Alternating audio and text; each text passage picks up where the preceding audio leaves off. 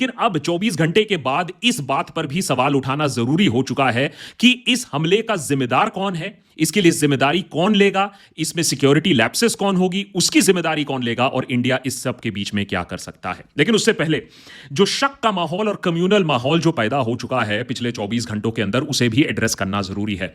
क्या ये एक कम्युनल अटैक था? बिल्कुल था। जिस तरीके से नाम पूछकर, कपड़े उतार कर हिंदुओं को मारा गया है, इस पर कोई शक और डिबेट की बात नहीं है कि एक कम्युनल अटैक ये था। इसको इसी तरीके की अंजाम देने की कोशिश की गई थी।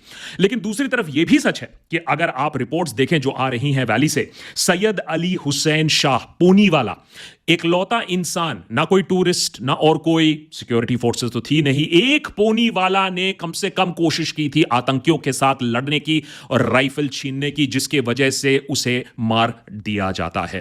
तो हम लोग जैसे इसको एक ब्लैक एंड व्हाइट करने की कोशिश करते हैं, अस वर्सेस देम करने की कोशिश करते हैं। कश्मीर में कभी भी कुछ ब्लैक एंड व्हाइट नहीं रहता है, बहुत शेड्स ऑफ ग्रे रहते हैं।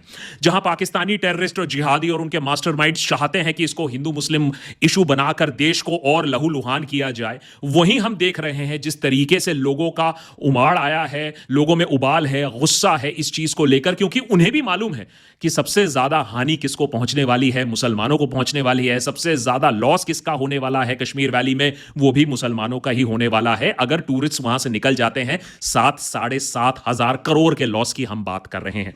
इसीलिए देशभक्त के एपिसोड में मैं कहूंगा कि वो लोग जो इसको सिर्फ हिंदू मुसलमान बनाने की कोशिश कर रहे हैं और इंडिया पाकिस्तान नहीं देख रहे हैं, जो लॉन्ग टर्म गेम नहीं समझ रहे हैं, वो सबसे बड़े ट्रेटर्स हैं, वो सबसे बड़े गद्दार हैं। क्योंकि हमने पिछले 24 घंटे में यह देखा और खूब देखा कि किस तरीके से सरकार का बचाव करने के लिए तांडव किया जा रहा है। कोई सुप्रीम कोर्ट को ब्लेम कर रहा है, कोई सेक्युलरिस्ट को ब्लेम कर रहा है, कोई एक्टर को ब्लेम कर रहा है, कोई क्रिकेटर को ब्लेम कर रहा है। लेकिन यह सवाल बहुत कम लोग उठा रहे हैं कि इतना बड़ा आतंकी हमला, और वो भी पाकिस्तान इंडिया बॉर्डर के इतने दूर हो कैसे गया, और इतनी सफलता से वो लोग भाग कैसे गए।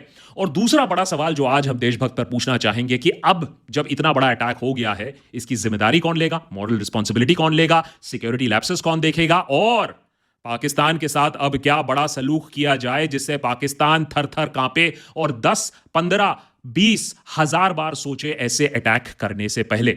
अब आप इससे सबसे पहले बोलोगे कि इतनी कॉन्फिडेंटली हम पाकिस्तान की बात कैसे कर सकते हैं, कि इसके पीछे पाकिस्तान कैसे है। सबसे पहले वो आंसर कर देते हैं, फिर हम जाते हैं रिस्पॉन्सिबिलिटी लेने की